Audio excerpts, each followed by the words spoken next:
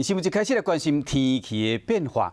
东北季风呢继续的影响，加上华南风雨带呢率对东边过来。今日是这波冷空气带来上一水汽的一天，所以讲北部甲宜兰规个北台湾的规工拢会落雨。气象局特别针对基隆、新北发布这个雨雨的特报，台北甲桃园是大雨的特报。今日上低温度出现伫马祖的南间，透早干那14度半。气象局估计这款湿冷的天气到礼拜，就要等到后礼拜规个东北季风减弱了后，这个温度才会回升。所以讲，提前乡亲出外时要穿好少，会记炸雨伞。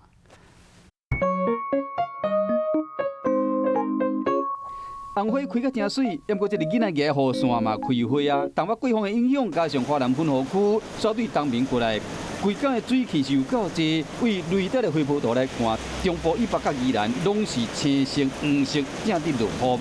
气象局特别针对基隆、新北发布雨雨特报，台北桃园是大雨的特报。无论你去倒位，雨伞爱会记严。今天到周日这段时间下雨的情况，北台湾比较明显。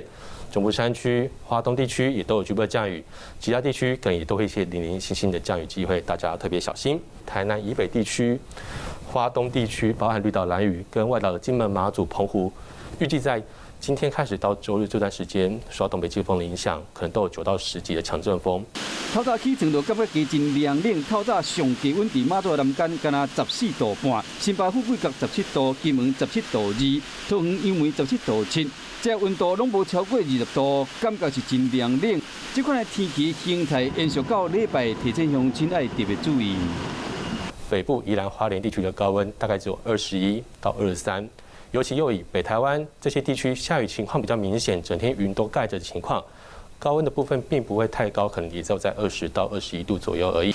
拜六礼拜若要出门，会记爱加套衫，因为北台湾温度上悬到21度，中部、东部温度上悬到25度，南部的高温是30度，暗时气温大概剩19度。这个雨到底什么时阵会停？就要看天公伯的意思。